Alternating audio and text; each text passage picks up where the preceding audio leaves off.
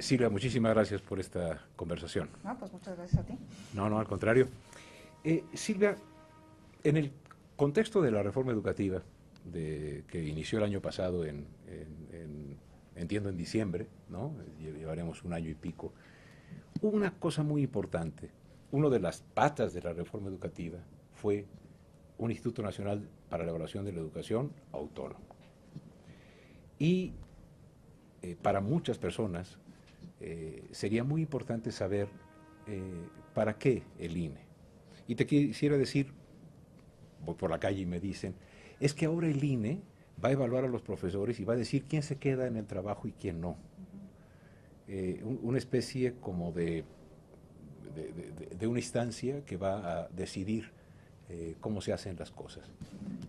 Entiendo que hay una relación entre el INE, la SEP, etcétera. Entonces, quizá la primera pregunta es, ¿qué podemos esperar los ciudadanos de un instituto en el que hemos puesto tanta expectativa?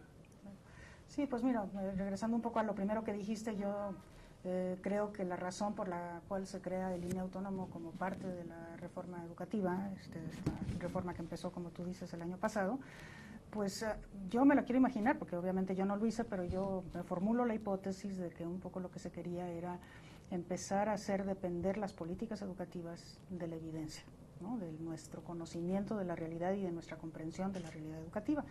Porque hemos estado acostumbrados en la historia a que pues, las políticas educativas van y vienen conforme van y vienen las administraciones, y entonces llega una administración nueva y se quitan las políticas educativas anteriores, se inician nuevas, sin que medie pues, ningún tipo de evidencia que sostenga, digamos, una decisión de esta naturaleza. Y creo que hay una convicción ahora de que los cambios educativos son lentos, que se necesita una política de largo plazo, de largo aliento, ¿no? Y que es necesario, en todo caso, fundamentar las razones por las cuales una política educativa se tiene que cambiar. Entonces yo creo que una de las razones importantes fue esa, cómo podemos transitar en el país hacia una política educativa basada en un conocimiento y en una comprensión de nuestra realidad. Y yo creo que eso es lo que el INE quisiera aportar, ¿verdad? O sea, cómo podemos realmente conocer y además tratar de comprender, porque el INE va a hacer evaluaciones, pero también va a hacer investigación, y hay muchas más gentes en este país que hacen investigación, y hay investigaciones a nivel mundial que también nos sirven, ¿no? Que nos explican las situaciones, ¿no? Entonces, poder recurrir a eso como para fundamentar los cambios necesarios en la política educativa que se derivan el diagnóstico evaluativo que se hace de la realidad educativa. Ese yo creo que es una razón muy importante. Otra razón importante es que pues la evaluación sí tiene, digamos, esta capacidad de ordenar lo que antes estaba desordenado, ¿no? Porque la evaluación pues te pone las cosas en su lugar, te dimensiona los problemas, te cuantifica las brechas, te habla de condiciones que no permiten que se logren objetivos, ¿no? Y si la evaluación va a tener la posibilidad de generar recomendaciones de política educativa, pues las recomendaciones tienen que ir necesariamente por el lado de ordenar. Entonces, pero Silvia, ¿recomendaciones? Se llaman directrices en la ley, ¿verdad? O sea, son, exacto. Sí.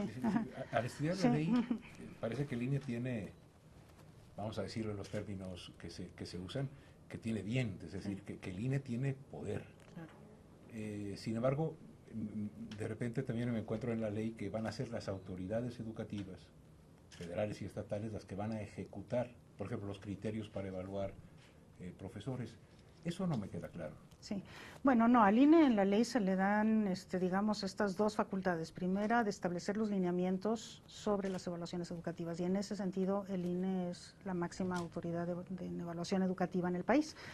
Estos lineamientos que emite el INE, que digamos ahí hay dientes como muy claros, son vinculantes para todas las autoridades educativas, las federales y las estatales, en el sentido de que lo que nosotros digamos acerca de qué hacer en evaluación, cómo hacer en evaluación, cómo usar eso que se usa en evaluación, qué solidez técnica darle a los instrumentos, todo eso, esos son vinculantes. O sea, quiere decir que las autoridades educativas tienen que obedecerlos. Y por otro lado están las directrices, que las directrices son justamente eso, recomendaciones que se derivan de estas evaluaciones y de las investigaciones que las rodean, que tienen, que digamos que lo fuerte en este momento, para mí de las cosas más importantes de la reforma, ¿no? Es que esas directrices, que justamente están basadas en un conocimiento y una comprensión de la realidad educativa, se tienen que hacer públicas y tienen que ser respondidas públicamente. O sea, ahí no es que tengan que obedecer al INE, pues sería muy difícil, nosotros no somos la Secretaría de Hacienda y además pues nos podemos equivocar equivocar porque la verdad siempre es efímera, ¿verdad? Claro. Pero de alguna manera sí tiene que ser respondida públicamente. Entonces nosotros hacemos una recomendación a la autoridad educativa correspondiente y la autoridad educativa correspondiente tiene un plazo para decir si podemos, no, si podemos, pero no ahora, o podemos parcialmente, y las razones son estas y estas, y eso se hace público. Entonces la sociedad entra a jugar como un actor en este proceso, ¿no? Es un tercia, digamos, en este diálogo que tiene el INE con la Secretaría de Educación Pública, porque está informada de las cosas que nosotros proponemos y que la SEP responde, o la SEP o las autoridades educativas responden, ¿no? Déjame decirte, aunque después quisiera que nos dijeras también qué hace el INE con alumnos, con programas de estudio, con infraestructura, ¿no? Pero un momentito más sobre profesores, porque me parece que en los medios y en la discusión pública ha sido, digamos, el asunto más que ha causado más inquietud. Te lo podría plantear en términos de ¿y quién va a evaluar la evaluación? Porque si entiendo bien, el INE va a decir, bueno, para evaluar a los profesores hay que seguir estos criterios y hay que hacer tal y tal cosa. De eso se va a encargar no el INE, sino las secretarías. Sí, en ese sentido la división del trabajo es muy clara, ¿no? La evaluación que tiene repercusiones sobre individuos la hace las autoridades educativas. Y la evaluación que no tiene repercusiones sobre individuos, pero que nos ayuda a comprender la realidad educativa, que está basada en muestras, fundamentalmente esa la hace el INE. Entonces sí hacemos evaluación también nosotros, pero la característica de la evaluación es distinta. Sí, o sea, ustedes hacen una evaluación y nos informan a nosotros como ciudadanos, señores, el magisterio mexicano está compuesto de tal y tal manera, tiene estas grandes fortalezas, tiene estas, sugerimos directrices. Pero, para que nos quede claro, la evaluación que aplicará la SEP en términos de conservación o no del trabajo, zonas en las que tiene que fortalecerse, etcétera, esos lineamientos son también responsabilidad del INE, así es. Y mi pregunta es, ¿también van a evaluar que esos lineamientos se hayan seguido? Sí, cada lineamiento implica necesariamente una supervisión de su aplicación. Entonces sí le corresponde al INE emitir el lineamiento y supervisar su aplicación, desde luego. ¿Podríamos decir, Silvia, entonces que tenemos en el INE al representante de la ciudadanía, de la sociedad? Pues fíjate que yo justamente así me quisiera imaginar el INE, justamente de esa manera, ¿no? Es un poco la formalización de una vigilancia ciudadana sobre el quehacer de la autoridad educativa. Yo así me lo quiero imaginar, ojalá así se pudiera tomar. Sí, porque ¿no? Aquí oscilaríamos entre, y tú sabes que en la política hay siempre tensiones. Digo, no le voy a enseñar el abecedario a la maestra, ¿no?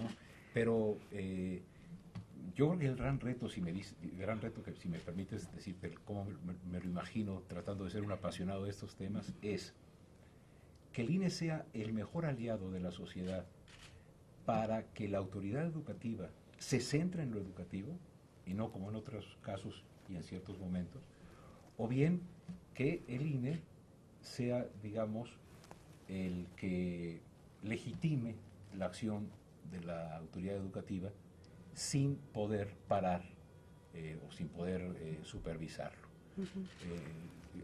Digamos, como representante del máximo interés en esta materia, que son los niños, y el segundo, que es la sociedad actual y del futuro, ese segundo. Mira, línea, ¿no? Nosotros justamente por eso dijimos que nuestra carta de navegación era el derecho a la educación. O sea, sí el interés del niño, del joven, del estudiante, porque también los adultos Claro. nos corresponden en la materia en el área de la educación obligatoria, digamos, ¿no? Ese es el interés fundamental, ¿no? Y como el derecho a la educación es una responsabilidad del gobierno, ¿no? Entonces, bueno, pues claro que cuando el INE tiene ese como su paraguas o su carta de navegación, pues lo que vamos a estar haciendo es tratando de que desde nosotros se cumpla esa aspiración de la sociedad, que es la vigencia plena del derecho a la educación. Y por derecho a la educación entendemos pues que la gente acceda, que además no existan barreras o expulsiones o exclusiones, ¿no? Que se pueda adaptar la educación a las condiciones específicas del contexto, en un mundo diverso, y que para quien quien recibe la educación, pues eso sea útil, sea aceptable, sea ameno, sea agradable, ¿no? O sea, tenga sentido, tenga significado. Bueno, eso es el derecho a la educación. ¿Qué vamos a hacer? Pues vigilar que eso se vaya cumpliendo cada vez mejor. Estamos muy lejos de su cabal cumplimiento, pero de lo que se trata es de que eso se vaya cumpliendo cada vez mejor.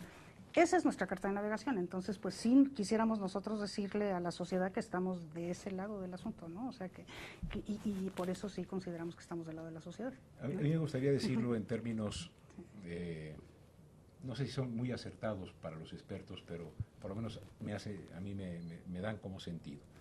Yo me imagino que ese INE al que aspiras y al que yo creo que aspiramos nosotros como ciudadanos que exista, es una institución del Estado mexicano, y es el Estado mexicano el que garantice el derecho a la educación. Y entonces esta institución autónoma del Estado, no autónoma del Estado, sino esta institución del Estado autónoma, así es.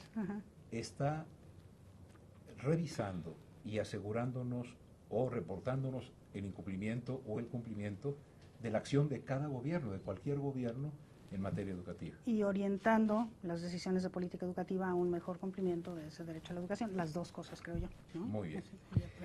Ahora, si quieres, evaluar programas, ¿no? Por ejemplo, hay profesores que me han dicho, profe, ¿cómo le voy a hacer?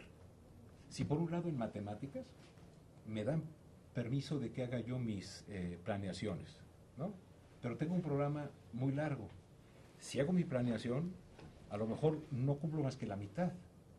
¿Por qué? Porque voy al ritmo del grupo, ¿no? Pensando en tratar un poquito a los alumnos. Y sin embargo, el examen que se me va a aplicar a mis muchachos es sobre todo el programa. ¿Cómo hacer para que el profesor tenga más capacidad para conducir el proceso de enseñanza y aprendizaje? Sí. Bueno, yo creo que tiene dos aspectos la pregunta que me estás haciendo. Es decir, por un lado, evaluar programas, sí hay que evaluar programas, ¿no? Y por programas entendemos currículum, entendemos programas específicos como los compensatorios, entendemos programas como el programa de escuelas de calidad, cualquier otro programa nuevo que surja, como ahora en media superior un programa para evitar el abandono, claro. Este tipo de cosas. Esos son los programas y sí, desde luego que interesa muchísimo evaluar los programas. El programa sectorial de educación está lleno de nuevos programas y bueno, va a ser como muy importante poderles dar seguimiento a esos programas porque me parece que todos ellos son necesarios, ¿no? Entonces sí, habría que seguir los programas.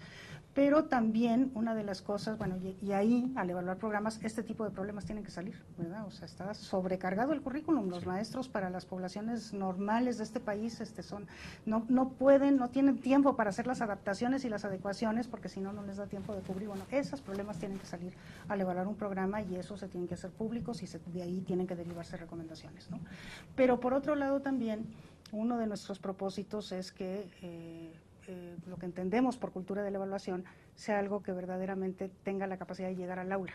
O sea, de donde el maestro pueda hacer esas evaluaciones por él mismo, ¿no? Y decir, bueno, pues este programa está demasiado grande, lo verdaderamente, si no lo voy a poder cubrir, además me tengo que adaptar a mi población, yo voy a tomar la decisión de hacerlo, ¿no? Entonces, bueno, que esa capacidad de hacer evaluación respecto de su propio contexto, de sus propios alumnos y de sus capacidades, pues también vaya quedando cada vez más en manos de los docentes. Y eso, digamos, es un propósito de largo plazo de ir fortaleciendo esta cultura de la evaluación, que a donde más importa que estés en el aula y en la escuela, ¿no?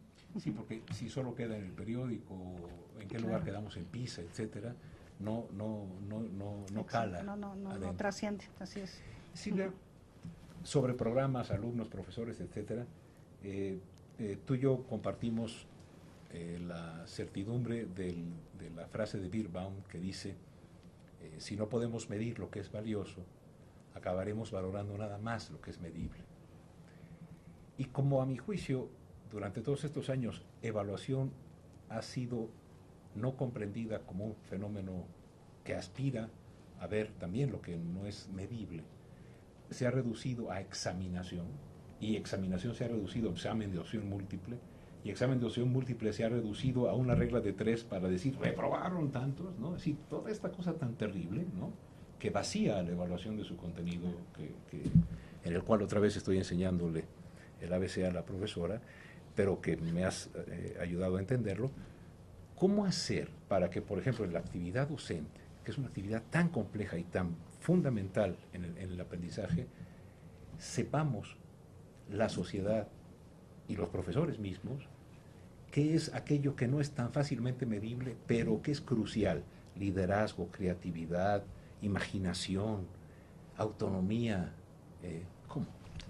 Sí, yo creo que es muy importante hacer esta distinción entre medición y evaluación, ¿no? Entendiendo que la medición pues es lo que se puede hacer con un instrumento relativamente estandarizado, fácil de calificar, que se puede aplicar masivamente, y bueno, que entendemos que eso es terriblemente parcial, ¿verdad? Que en muchas ocasiones es necesario y lo tienes que utilizar. Por ejemplo, a mí me parece que es muy claro que los maestros tienen que conocer la materia que enseñan y entonces que la mejor manera de saber si la dominan o no la dominan es a través de un examen. Y bueno, pues ahí habrá que examinarlos. Pero lo que sería un terrible error sería hacer depender la evaluación solamente de un instrumento que mide, ¿no? Claro. Sino que realmente lo que queremos es evaluar una actividad compleja con un aparato complejo de evaluación, porque esa es la única manera de responder ante una realidad compleja, ¿no?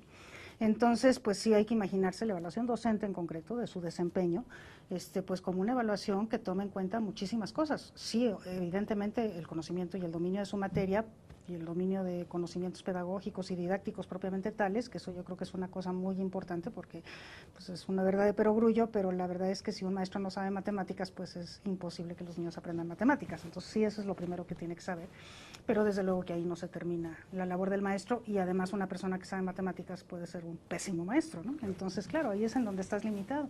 Entonces nosotros sí estamos planteando que esa evaluación tiene que ser una evaluación muy compleja, basada en múltiples instrumentos, que implique una visita a las escuelas, que implique conocer el contexto en el que está trabajando el docente, el contexto, el entorno más amplio, pero también las características específicas de su escuela, sus condiciones de trabajo, la infraestructura, el número de alumnos que tiene, si tiene o no tiene materiales didácticos, ¿no?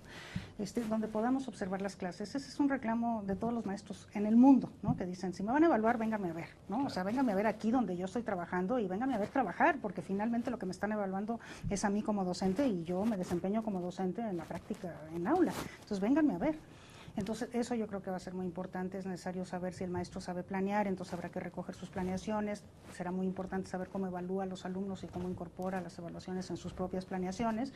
Y bueno, pues las opiniones que tienen sus pares, que tiene su director, que tienen los padres de familia, pues va a ser como muy importante recogerlos. Entonces, nosotros sí nos estamos imaginando una evaluación que toma la escuela comunidad, que evalúa la escuela y su funcionamiento y también sus condiciones, y que obviamente emite recomendaciones a partir de esas condiciones que descubre, y que evalúa al director y que evalúa a todos los maestros que están en esa escuela en ese momento. Entonces, eso por un lado, con múltiples instrumentos, y entonces tiene una visión holística. Finalmente lo que se tiene es y no lo hará un solo evaluador, sino cuando menos dos que tienen que de alguna manera coincidir en sus percepciones, ¿no? Y que cuando no coinciden tienen que poder acceder a una tercera persona, probablemente afuera, que pueda dirimir aquello que se ve y que está de alguna manera documentado. Pero además es un proceso. O sea, la evaluación no es una cosa de una sola vez, sino que la primera vez que se evalúa a un docente, por ejemplo, esa evaluación ubica.